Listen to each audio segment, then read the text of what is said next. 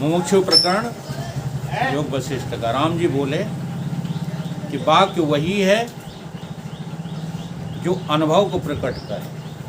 देखो वही बात आ गई।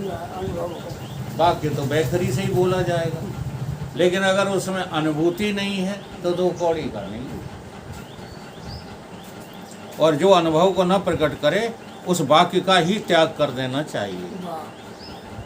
कदाचित स्त्री का वाक्य आत्म अनुभव को प्रत्यक्ष करने वाला हो तो उसको भी ग्रहण करना चाहिए, और जो परम गुरु का वाक्य हो, वेद का वाक्य भी हो, और अनुभव को प्रकट न करे तो उसका भी त्याग कर देना चाहिए। ऐसे ही राम राम कहने से क्या फायदा कि जिससे तुम नरक चले जाओ। चाहे स्त्री को बता दो, स्त्री को बोल। स्त्री अपवित्र मानी गई है, किस दृष्टि से? वहाँ दृष्टि नहीं ले जाना, ठीक है? उस दृष्टि से कहा है, प्रकृति की दृष्टि से कहा है, प्रकृति की दृष्टि से कहा है स्त्री को। हाँ, गंदी से गंदी जगह से भी यदि तुम्हें कोई भगवान का नाम मिल रहा है और लक्ष्यात्मक मिल रहा है तो उसे ले लेना चाहिए। जब तक विश्राम न पावे तब तक विचार करना चाहिए। विश्राम का नाम ही है आत्मपद।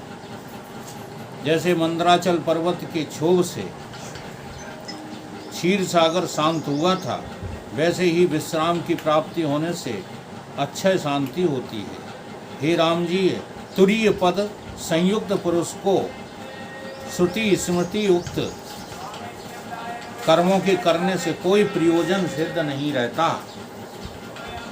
जो अपने आत्मा में जीते हैं ना, उन्हें किसी कर्म से कोई ताल्लुक नहीं रहता।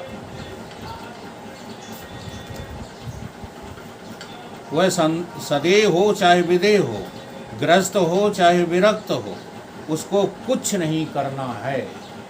लगता है तुम्हें कुछ नहीं करना,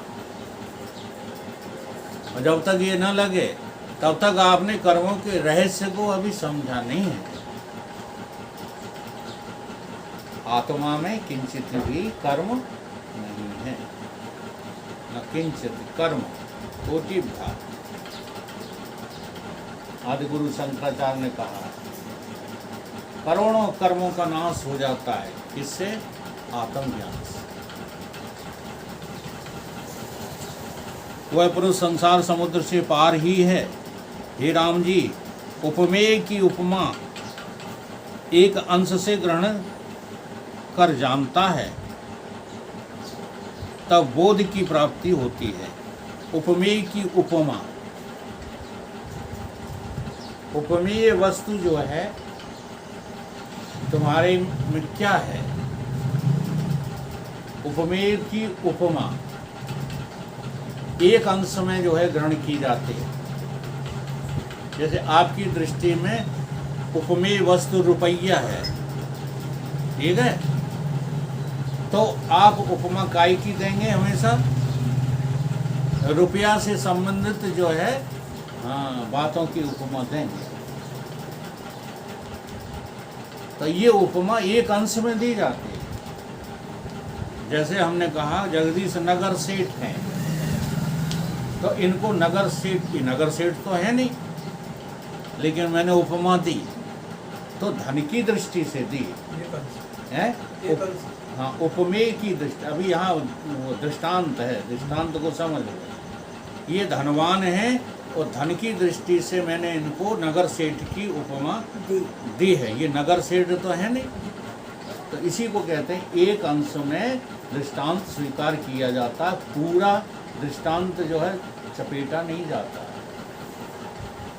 ऐसे ही जब परमात्मा को उपमेय कहा जाता है और उसकी उपमा दी जाती है कि वो ऐसा है, निर्विकार है, वो अविनाशी है, वो निर्विकल्प है, ये सब उसकी क्या है?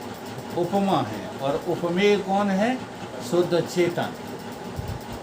ठीक, तो जब तक ये शब्दों के द्वारा हम बोल रहे हैं, एक अंश में लेकर के बोल रहे हैं, पूर्ण बोध नहीं हुआ है।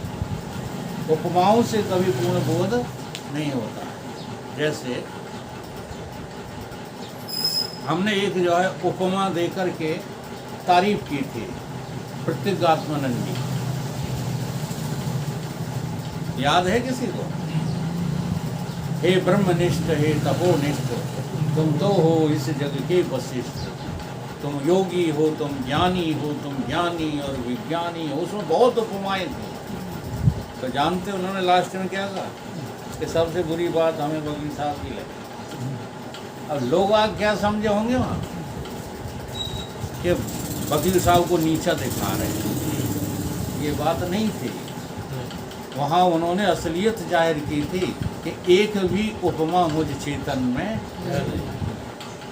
ये बात सिद्ध करने के लिए उन्हें कही थी कि सबसे झूठी बातें करिए तो आज वकील साहब ने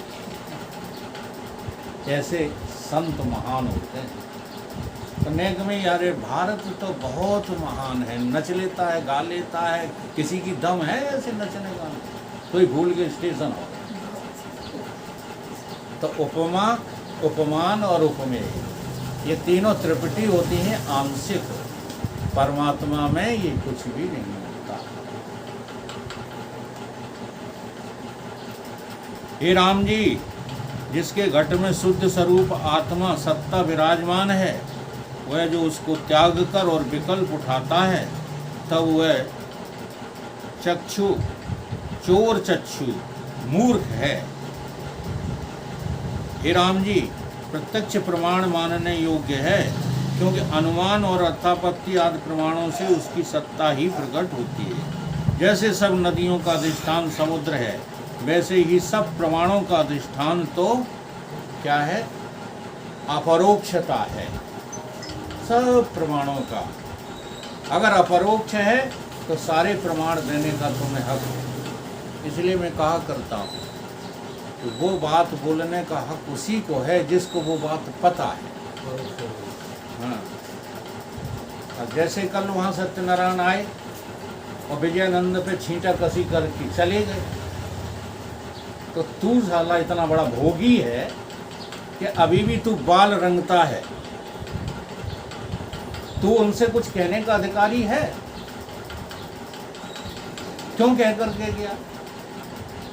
अगर तुझे पूर्ण बोध होता और तू घर का त्याग कर चुका होता, भीतर भीतर से ही, हम बाहर से नहीं कह रहे, और ब्रह्म को प्राप्त हो गया होता, तो विजयपाल को हक था तुम्हें बुरा भला कहने का। इसलिए हम आप लोगों से निवेदन करते हैं कि ज़्यादा छींटा कसी मत किया करो उसके ऊपर। क्यों? सच बात बता दें तो कछु ना कछु तुमसे तो श्रेष्ठ है ही, किसी ना किसी मायने में तो तुमसे श्रेष्ठ है ही, और तुम उससे निकृष्ट हो। काहे के लिए छींटा कसी करते हो उसके ऊपर? अगर वकील साहब करते हैं तो हम करें।